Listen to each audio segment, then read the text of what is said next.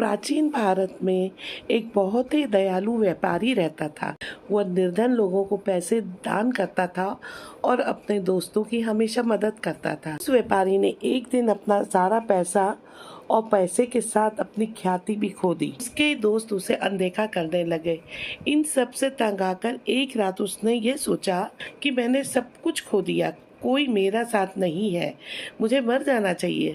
ये सोचते सोचते उसे गहरी नींद आ गई। तो सोते समय रात में उसने एक सपना देखा। सपने में एक भिखारी ने उससे कहा, कल मैं तुम्हारे द्वार पर आऊंगा, तुम्हें मेरे सिर पर लाठी से चोट करनी होगी, मैं सोने की मूर्ति में बदल जाऊंगा। लगभग सुबह हो चुकी थी। व्यापारी जागा और सपने के बारे में सोचने लगा। फिर कुछ समय बाद एक भिक्षुक ने घर का दरवाजे पर दस्तक दी। व्यापारी ने भिक्षुक को अंदर बुलाया। व्यापारी ने भिक्षुक के सिर पर लाठी से वार किया और भिक्षुक तुरंत ही सोने की मूर्ति में बदल गया। पास से ही एक पड़ोसी जा रहा था, उसने ये सब देखा।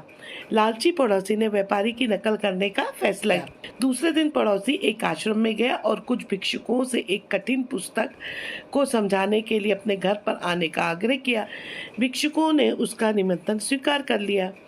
दूसरे दिन जब भिक्षुक उस पड़ोसी के घर जाता है, अपने घर का द्वार बंद कर दिया और भिक्षुकों के सिर पर लाठी से प्रहार करना शुरू कर। जब एक भी भिक्षुक सोने की मूर्ति में नहीं बदला तो पड़ोसी निराश हो गया। पड़ोसी की भिक्षुकों पर हमला करने के अपराध में बंदी बना लिया गया।